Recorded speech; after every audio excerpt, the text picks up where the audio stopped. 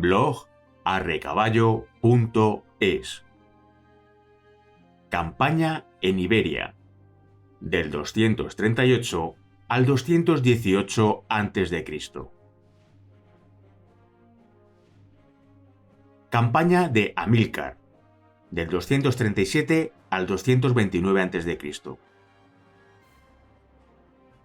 Al finalizar la rebelión de los mercenarios, Cartago, empobrecida y acorralada, puso todas sus esperanzas en una gran empresa, la conquista de Iberia, encargando esta misión a Amílcar Barca.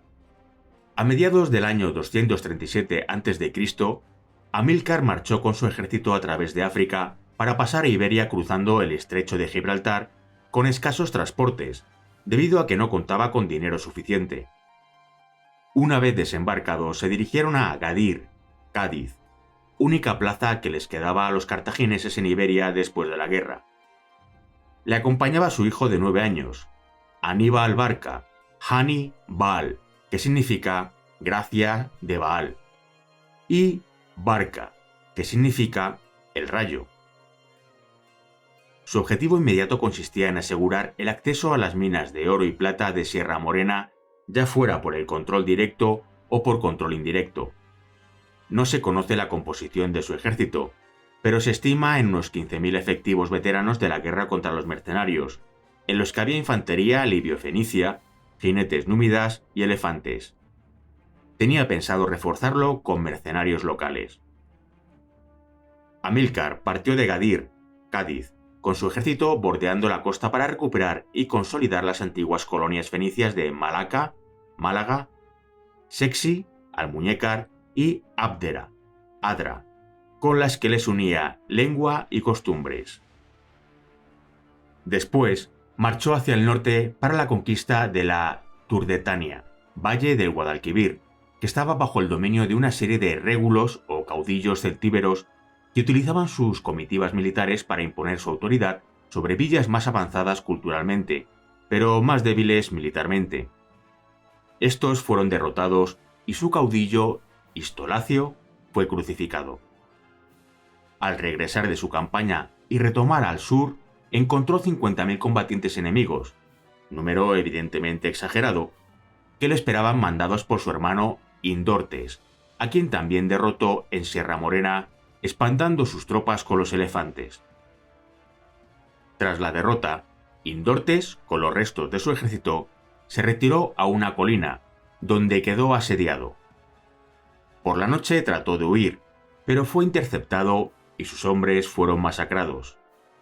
Indortes fue capturado y posteriormente torturado, pegado y crucificado. Amílcar era cruel con los jefes, pero benigno con los guerreros capturados. Puso en libertad a 10.000 prisioneros a los que ofreció alistarse en sus filas. Miles de ellos lo hicieron. En el 236 a.C., Amílcar envió a Asdrúbal el Bello con su ejército a África para sofocar una rebelión en Numidia. Asdrúbal derrotó a los rebeldes, matando a 8.000 y tomando 2.000 prisioneros antes de regresar a Iberia. Dejó hispanos en Libia y se trajo númidas a Hispania. Amílcar estableció su cuartel general en Córdoba, y siguió progresando hacia el interior a lo largo del eje Urso, Osuna, Munda, Montilla y Orongis, Jaén. El objetivo de ese avance está bastante claro: el control de las ricas minas argentíferas del Alto Guadalquivir. Allí estaban asentados los oretanos, posiblemente la entidad política más poderosa de la península. Continuó el avance hacia el levante. Fueron cayendo una a una las ciudades íberas y colonias griegas que Amílcar encontraba en su camino. Inmediatamente, numerosas quejas llegaron a Roma. Amílcar había violado el pacto firmado en el año 348 a.C., en el que se fijaba el límite entre zonas de influencia romano-cartaginesas en el Cabo de Palos, límite que ya había pasado.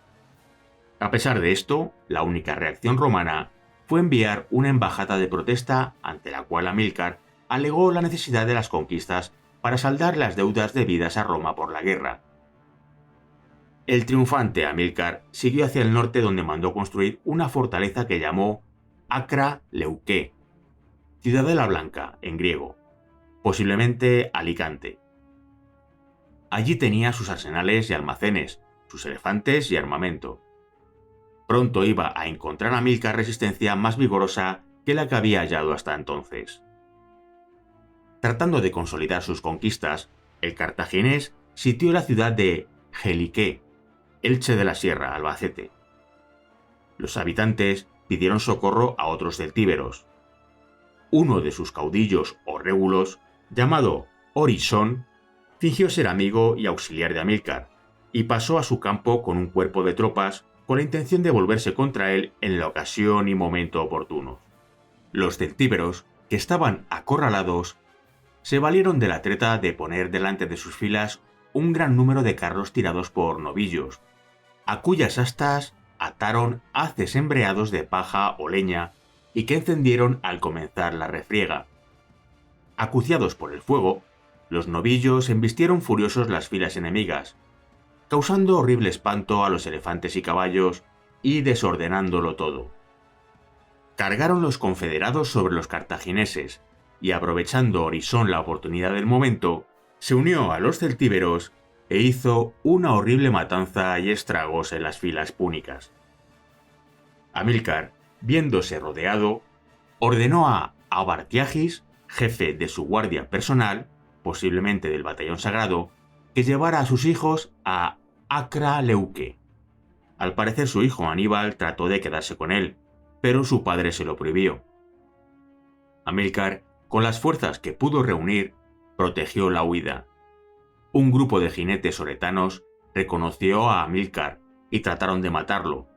Lo persiguieron hasta un río, donde le alcanzaron y mataron. Los restos de su ejército se refugiaron en Acra Leuqué. El ardid del que se valió Orisón para derrotar a los cartagineses debía constituir una diversión pública entre los celtíberos, y de ella se cree que son reminiscencia a los toros de fuego, que forman parte de muchas fiestas españolas. Esta treta fue utilizada posteriormente por Aníbal en Italia contra los romanos. Campaña de Asdrúbal, del 228 al 221 a.C. Conocida la noticia, los oficiales del ejército nombraron a Asdrúbal el Bello, yerno de Amílcar, general en jefe. El senado cartaginés se vio obligado a ratificar la decisión. Asdrúbal estaba casado con Sifonisa, la segunda hija de Amílcar. La primera decisión que tomó fue vengar la muerte de su suegro. En primavera de 228 a.C., marchó con todo su ejército, 50.000 infantes, 6.000 jinetes y 200 elefantes, contra el rey oretano Orisón, derrotándolo y conquistando sus ciudades. Tras acabar con la resistencia oretana, dio un giro a la política púnica, casándose con una princesa íbera y estableciendo una serie de tratados con las tribus. Exigió la entrega de rehenes por parte de los pueblos íberos bajo su control, como forma de asegurarse la obediencia de sus lugares de origen, más fructíferos que las costosas campañas de conquista. Asdrúbal fundó Cart Hadashat, ciudad nueva, la Cartago Nova romana o la Cartagena actual, que se convertiría en pocos años en el centro de operaciones púnico en España. La ciudad era fácilmente defendible, disponía de un territorio riquísimo en cultivos y metales, y, por encima de todo, de un puerto impresionante, uno de los mejores de todo el Mediterráneo. En esa ciudad construyó su mítico palacio en el Cerro del Molinete. Desde su nueva capital, Asdrúbal administró inteligentemente los recursos disponibles, los excelentes yacimientos minerales, los cultivos y el comercio con los íberos. La riqueza comenzó a cubrir las arcas cartaginesas y se acuñaron monedas de plata con la efigie del propio Asdrúbal. El creciente poder púnico asustó de nuevo a las factorías griegas establecidas en el noreste de la península ibérica. Este temor provocó que volvieran a solicitar la mediación romana. Pero los latinos no estaban para muchos dispendios, dado que los celtas cisalpinos amenazaban con una ofensiva en toda regla desde el norte de Italia. No obstante, Roma envió embajadores para que se entrevistasen con Asdrúbal. Este, consciente de la situación, firmó el Tratado del Ebro en 226 a.C., por el que el caudaloso río Iberus, Ebro, se fijaba como frontera entre púnicos y griegos con algunas cláusulas. Por ejemplo, la Arse, Sagunto, ciudad levantina aliada de Roma, que debía ser respetada a ultranza. En el año 221 a.C., Asdrúbal murió asesinado. Unos dicen que fue un esclavo, otros una mujer y otros por un soldado. A su muerte, los cartagineses ya eran dueños de todo el sur de la península y del Levante, hasta el Golfo de Valencia. Campaña de Aníbal, del 221 al 218 a.C. Aquel mismo año, el ejército eligió a su nuevo general, Aníbal Barca, que entonces solo contaba con 25 años y que había sido el jefe de la caballería púnica desde los 19 años. La elección de Aníbal como jefe significó una vuelta a los métodos violentos de Amílcar. En el 221 a.C., recorrió el territorio de los oretanos que eran aliados y se casó con una princesa de Cástulo, llamada Imilce, posiblemente para establecer lazos. Es posible que estos le hablasen de las riquezas en cereales de los bacceos y betones. Campaña contra los Olcades, 221 a.C. Aníbal se lanzó en 221 a.C. contra los Olcades, a los que tomó su capital, Alcia o Alcea, Alcochel de la Estrella, Cuenca. Polibio escribe, cita: Aníbal se hizo cargo del mando al instante e hizo una salida para someter a la tribu de los Alcades. Llegó a Alcea, su ciudad más fuerte, y acampó junto a ella. Luego la atacó de manera enérgica y formidable y la tomó en poco tiempo. Ello hizo que las demás ciudades, espantadas, se entregaran a los cartagineses. En ellas Aníbal recaudó dinero. Tras hacerse con una fuerte suma, se retiró a Quart Hadast, Cartagena, para pasar allí el invierno. Trató con libertad a los súbditos, anticipó parte de su soldada a sus compañeros de armas y les prometió aumentarlas, con lo que infundió grandes esperanzas en sus tropas y al propio tiempo se hizo muy popular. Fin de la cita. Durante el invierno, se dedicó a hacer los preparativos para lo que sería su mayor ambición, someter a Roma. Para llevar a cabo esta gran empresa, necesitaba el abastecimiento de grano que poseían los bacceos y betones, conocidos por su gran habilidad como agricultores. El trigo, además de otras posibles mercancías, serían transportadas desde la cuenca media del Duero hasta la desembocadura del Ebro, donde Aníbal dispondría de la carga, de tal forma que en pocos años se acumularía la cantidad suficiente para acometer la campaña en Italia.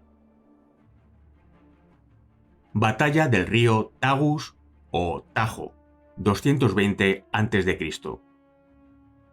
En la primavera siguiente del 220 a.C., Aníbal, con un ejército de 20.000 soldados a pie, 6.000 jinetes y 40 elefantes, salió de Cartagena hacia Cástulo. Le acompañaban su lugarteniente Majarbal, su sobrino Janón, hijo de Momílcar, así como sus hermanos menores, Asdrúbal y Magón Barca. Una vez en Cástulo, continuó hacia el oeste siguiendo el curso del Guadalquivir. No se conoce el itinerario para llegar a Arburcala, Toro, y El Mántica, Salamanca. Es muy probable que siguiera la ruta de La Plata o bien de Espeñaperros y Toledo. La conquista de Salamanca es descrita por Polieno. Cita: Aníbal en Iberia puso cerco a una ciudad grande, Salmantida. Hicieron un tratado para, recibiendo 300 talentos de plata y 300 rehenes, levantar el cerco. Pero no cumpliendo los salmantinos lo convenido, volviendo Aníbal lanzó los soldados a saquear la ciudad. Suplican los bárbaros que se les deje salir con un vestido junto con sus mujeres, después de abandonar las armas, las riquezas y los esclavos. Las mujeres, habiendo ocultado las espadas bajo sus vestidos, se las entregaron a los hombres, y los soldados de Aníbal se pusieron a saquear la ciudad. Y las mujeres, animando a gritos a los hombres, les entregaron las espadas, y algunas, siguiendo a los hombres, atacaron a los que saqueaban la ciudad, de suerte que a unos hirieron y a otros mataron, y se batieron juntos. Aníbal, admirado de la valentía de las mujeres, por ellas devolvió a sus hombres la patria y las riquezas. Fin de la cita. Polibio escribió, cita: al verano siguiente, salió de nuevo, esta vez contra los Bacceos. Lanzó un ataque súbito contra el Mántica, Salamanca, y la conquistó. Tras pasar muchas fatigas en el asedio de Alburcala, Toro, debido a sus dimensiones, al número de habitantes y también a su bravura, la tomó por la fuerza. Ya se retiraba cuando se vio expuesto súbitamente a los más graves peligros. Le salieron al encuentro los carpetanos, que quizás sea el pueblo más poderoso de los de aquellos lugares. Aníbal obvió el combate y después de acampar en la orilla del río, una vez que reinó la calma y el silencio en el lado enemigo, vadeó el río, levantó una empalizada de forma que los enemigos tuviesen sitio por donde cruzar y decidió atacarlos cuando estuvieran cruzando. Dio orden a la caballería de que atacasen a la columna entorpecida cuando la viesen metida en el agua. Los elefantes, pues había 40, los colocó en la orilla. Entre carpetanos y tropas auxiliares de alcaldes y bacceos sumaban 100.000, ejército invencible si la lucha se desarrollaba en campo abierto. Por ello, intrépidos por naturaleza y confiando además en el número, creyendo que el enemigo había retrocedido por miedo, lanzando el grito de guerra, se precipitaron al río de cualquier manera, sin mando alguno, por donde a cada uno le pillaba más cerca. También desde la otra orilla se lanzó al río un enorme contingente de jinetes, y en pleno cruce se produjo un choque absolutamente desigual, puesto que mientras el soldado de a pie, falto de estabilidad y poco confiado en el vado, podía ser abatido incluso por un jinete desarmado que lanzase su caballo al azar, el soldado de caballo, con libertad de movimientos para sí y para sus armas, operaba de cerca y de lejos con un caballo estable incluso en medio de los remolinos. Una buena parte de los hispanos perecieron en el río. Algunos arrastrados en dirección al enemigo por la corriente fueron aplastados por los elefantes. Los últimos, que encontraron más segura la vuelta a la orilla, después de andar de acá para allá, se reagruparon, y Aníbal, antes de que se recobrasen sus ánimos de tan tremendo susto, metiéndose en el río con su guardia en formación en cuadro, los obligó a huir de la orilla, y después de arrasar el territorio en pocos días, recibió oficialmente la sumisión de los carpetanos. Fin de la cita. De esta forma, el dominio cartaginés se amplió con las tierras del litoral atlántico hasta la desembocadura del Tajo y también por las del sudeste de la meseta. El tesoro del ejército había aumentado considerablemente y se había abierto un nuevo filón de mercenarios. Aníbal, tratando de explotar al máximo las cualidades y posibilidades de los pueblos de su ejército, habría abandonado a la falange macedónica de picas empleada por su padre Amílcar. Había pasado a usar unidades menores, similares al manípulo romano, mucho más ágiles y flexibles para enfrentarse a los hispanos. La unidad base era la Espeira, compuesta de varios cientos de hombres. También se dio cuenta de que los caballos celtíberos eran de mayor alzada que los africanos, así que el general Majarbal los instruyó como caballería pesada. Conquista de Arse o Sagunto, 219 a.C. Para consolidar su retaguardia antes de realizar su último objetivo, la conquista de Roma, solo le quedaba una última acción: la conquista de Arse, Sagunto, situada al norte de Valencia. Sagunto estaba enfrascada en un pleito sobre los límites territoriales con Túrbula, Teruel, y atacó los territorios pertenecientes a Cartago. Aníbal, que no quería dejar enemigos en su retaguardia, aprovechó la excusa y con la autorización del Senado cartaginés respondió a las agresiones sitiando la ciudad de Sagunto. En mayo del 219 a.C., Aníbal llegó con su ejército de 100.000 infantes y 12.000 jinetes a la ciudad de Sagunto. Puso cerco a la ciudad y decidió atacar por 3 frentes distintos al mismo tiempo, pretendiendo con ello dividir el potencial defensivo de los saguntinos, aunque centró sus acciones en el punto más vulnerable, el ángulo de la muralla que tenía fácil acceso para las máquinas de guerra. Para ello, usó máquinas de guerra, para que derribasen la muralla con sus arietes. Pero los saguntinos respondieron ferozmente desde las torres defensivas, haciendo retroceder el avance cartaginés y destruyendo algunos arietes. Aníbal, que pensaba obtener una victoria fácil y contundente, decidió retirarse y atacar al día siguiente. Pero esa misma noche, los saguntinos realizaron una salida para atacar el campamento cartaginés, produciendo numerosas bajas. Los púnicos se repusieron, y se centraron entonces en derribar primero las torres defensivas. Los cartagineses atacaron con sus máquinas de guerra varios puntos de la ciudad a la vez, logrando derribar 3 torres y abrir una brecha en la muralla que las unía. Los saguntinos taponaron rápidamente la brecha, creando un muro con sus escudos.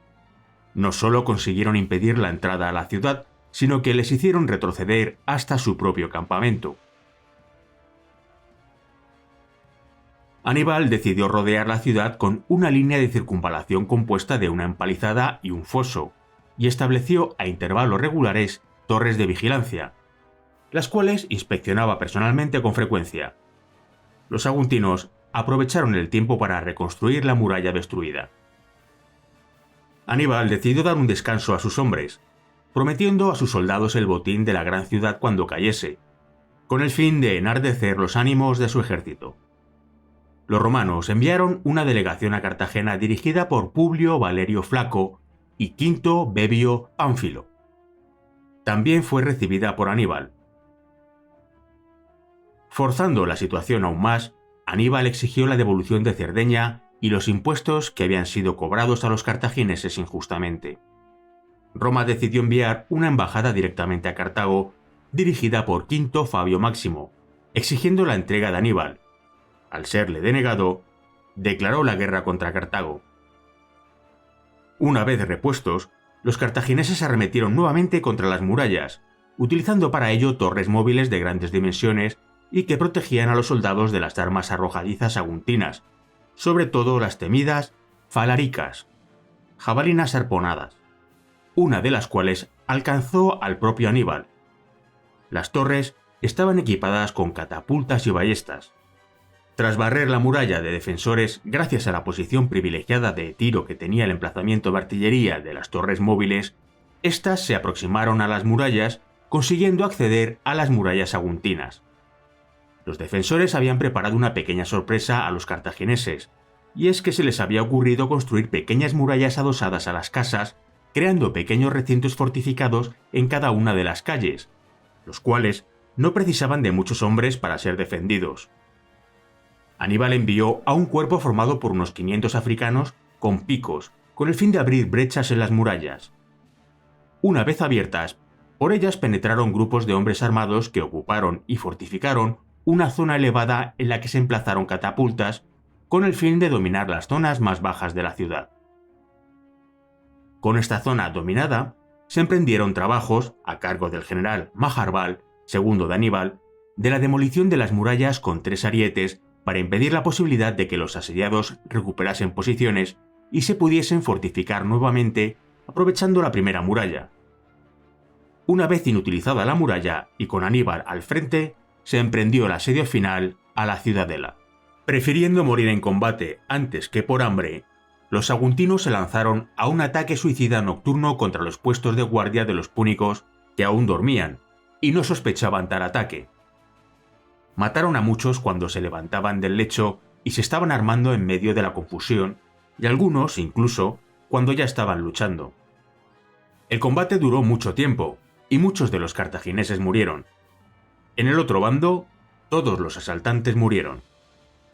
Las mujeres, al ver desde las murallas el fin de sus hombres, se arrojaron unas desde los tejados, otras se ahorcaron y otras, incluso, degollaron a sus propios hijos. Tras unas negociaciones, las obras de zapadores consiguieron el derrumbe de una torre de la ciudadela, por la que penetró una unidad cartaginesa que tomó por fin la ciudad. Aníbal, movido por la ira, dio muerte a aquellos saguntinos que quedaban, y eran adultos, después de torturarlos. Así, terminó el asedio ininterrumpido de 8 meses sobre la ciudad de Sagunto. Después de la toma de Sagunto, Aníbal le confió la defensa de Iberia a su hermano Asdrúbal, que disponía de 12.500 infantes, 2.500 jinetes y 21 elefantes, y partió en la primavera del 218 a.C. con 100.000 infantes, 12.000 jinetes y 37 elefantes a la conquista de Roma. Como no tenía capacidad marítima, decidió llevarlos por tierra.